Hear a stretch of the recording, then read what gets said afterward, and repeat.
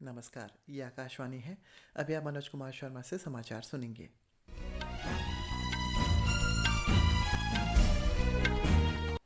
पहले मुख्य समाचार। छत्तीसगढ़ में पहले चरण और मिजोरम में एक ही चरण में विधानसभा चुनाव के लिए हुआ मतदान। देश के प्रधानमंत्री और भाजपा वरिष्ठ नेता नरेंद्र मोदी ने आज छत्तीसगढ़ के सूरजपुर में जनसभा को संबोधित किया।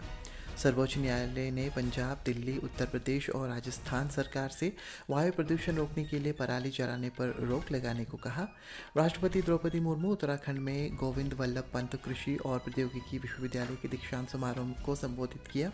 और आईसीसी क्रिकेट विश्व कप में ऑस्ट्रेलिया और अफगानिस्तान के बीच मैच जारी।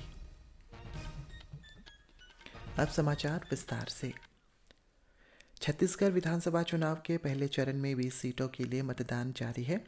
इनमें से अधिकतर निर्वाचन क्षेत्र नक्सल प्रभावित क्षेत्रों में है। इस चरण में 25 महिला उम्मीदवार सहित 223 उम्मीदवारों के भाग्य का फैसला होगा। इन उम्मीदवारों में भाजपा नेता और पूर्व मुख्यमंत्री रमन सिंह, प्रदेश कांग्रेस अध्यक्ष दीपक बैज तथा उपाध्यक्ष संताराम नेता विशिष्टम उम्मीदवार हैं। 20 विधानसभा क्षेत्रों में आज मतदान हो रहा है। इनमें से 16 विधानसभा क्षेत्रों में महिला मतदाताओं की जनसंख्या पुरुषों से अधिक है। इस चरण में 5,304 मतदान केंद्र बनाए गए हैं। 5,304 मतदान केंद्रों में से 200 संगवारी मतदान केंद्रों का प्रबंधन महिला कर्मचारी कर रही हैं। 20 मतदान केंद्रों का प्रबंधन दिव्यांगजन और युवाएं संभाल रही है। छत्तीसगढ़ में शेष 70 सीटों के लिए मतदान दूसरे और अंतिम चरण में 17 नवंबर को कराया जाएगा। इसमें राज्य विधानसभा के 90 सदस्यों के भाग्य का फैसला किया जाएगा। मतों की गिनती 3 दिसंबर को होगी। इधर मिजोरम में विधानसभा चुनाव के लिए मतदान संपन्न हुआ। सभी 40 विधानसभा सीटों के लिए एक ही चरण में वोट डाले गए। मतदान सुबह 4 बजे से शुरू हुआ था।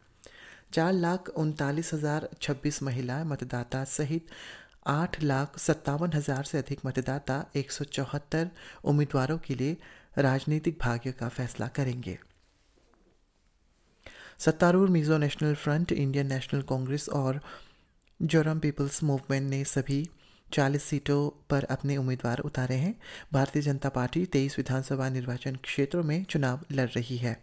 आम आदमी पार्टी 4 विधानसभा क्षेत्रों में मैदान में है और 27 निर्दलीय उम्मीदवार भी अपना भाग्य आजमा रहे हैं।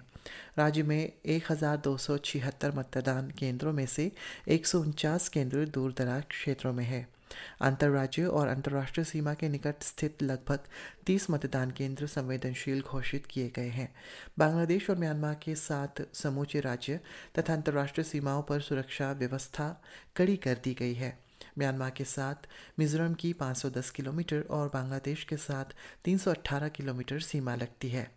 सुचारू और शांतिपूर्ण मतदान के लिए 3,000 पुलिसकर्मी और केंद्रीय सशस्त्र पुलिस बल के 5,400 जवान तैनात किए गए हैं। भारतीय जनता पार्टी के वरिष्ठ नेता और प्रधानमंत्री नरेंद्र मोदी ने आज छत्तीसगढ़ के सूरजपुर में जनसभा को संबोधित करते हुए कहा कि केंद्र की भाजपा सरकार ने आदिवासी समाज के कल्याण के लिए बजट को 5 गुना बढ़ा दिया है। उन्होंने कहा है कि आदिवासी कल्याण भाजपा की सर्वोच्च प्राथमिकता है। प्रधानमंत्री ने कहा है कि आदिवासी बच्चों को अच्छी शिक्षा मिले, इसके लिए 500 नए एकलव्य मॉडल स्कूल बनाए जा रहे हैं। साथ ही मेडिकल और इंजीनियरिंग की पढ़ाई भी मातृभाषा में ही उपलब्ध कराई जा रही है। श्री मोदी ने कहा है कि केंद्र सरकार ने 80,000 से अधिक नए सामुदायिक पट्टे दिए हैं। श्री मोदी ने कहा कि केंद्र की भाजपा सरकार गरीबी हटाने के लिए पूरी ईमानदारी से काम कर रही है। निर्वाचन आयोग ने मुख्य निर्वाचन अधिकारियों को यह सुनिश्चित करने का निर्देश दिया है कि प्रत्येक मतदान केंद्र पर निश्चित न्यूनतम सुविधाएं उपलब्ध हो। जिला निर्वाचन अधिकारियों को मतदान केंद्रों पर सुविधाओं के समन्वय और पर्यवेक्षण के लिए एक वरिष्ठ कार्यालय को नोडल अधिकारी के रूप में चिन्हित करने को कहा गया है। आयोग ने सभी मतदान केंद्रों पर पीने का पानी, वेटिंग शेड, शौचालय और रोशनी की पर्याप्त व्यवस्था करने का निर्देश दिया।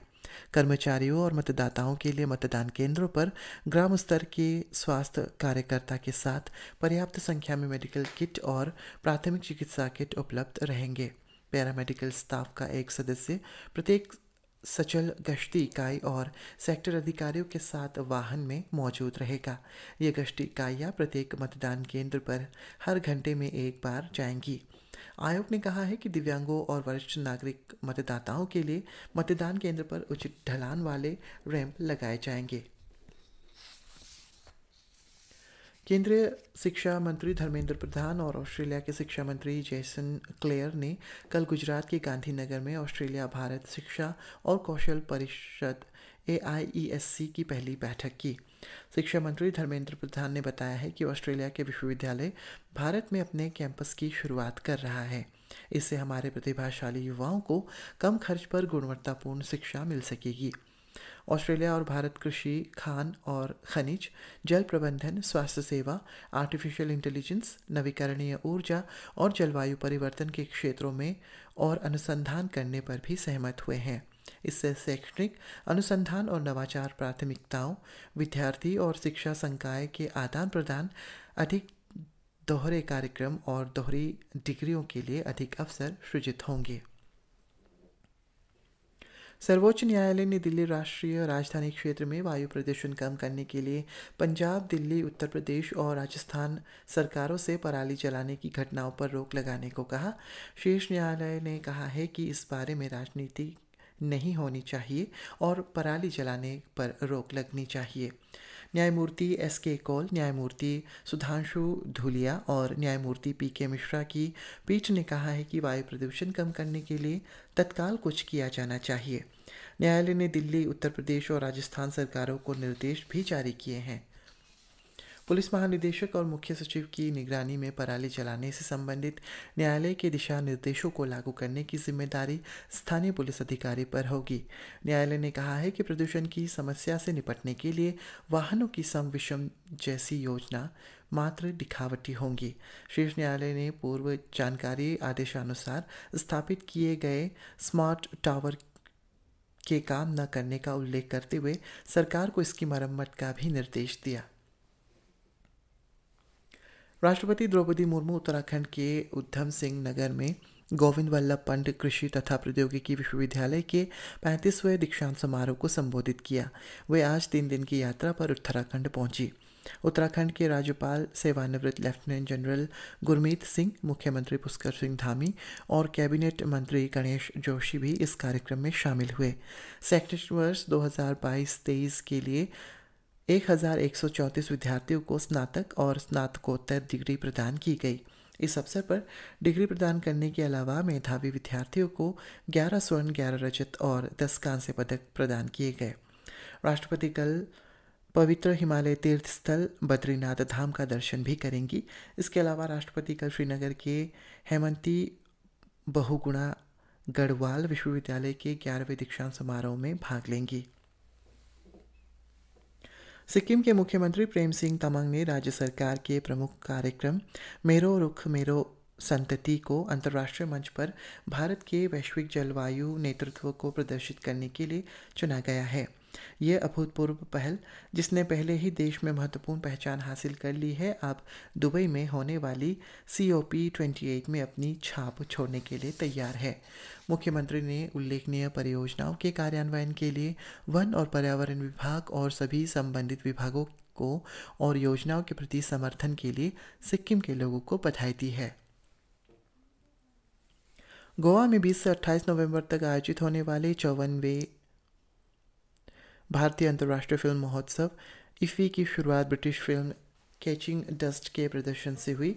इस महोत्सव का समापन अमेरिकी फिल्म द फेवरेट से होगा, जबकि महोत्सव के बीच में तुर्की की फिल्म अबाउट ड्राई ग्रोसेस दिखाई जाएगी। नई दिल्ली में IFFI 2023 के कर्टन रेजर संवाददाता सम्मेलन में केंद्रीय सूचना और प्रसारण मंत्री अनुराग सिंह ठाकुर ने इसकी जानकारी दी।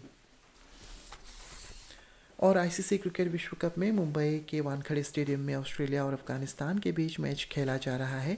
इससे पहले अफगानिस्तान ने टॉस जीतकर पहले बल्लेबाजी का फैसला किया। दोनों ही टीमें अब तक 7 मैच खेल चुके हैं।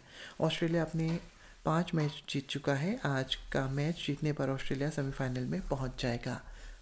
इसी के साथ ये समाचार बुलेटिन समाप्त हुआ। नमस्कार।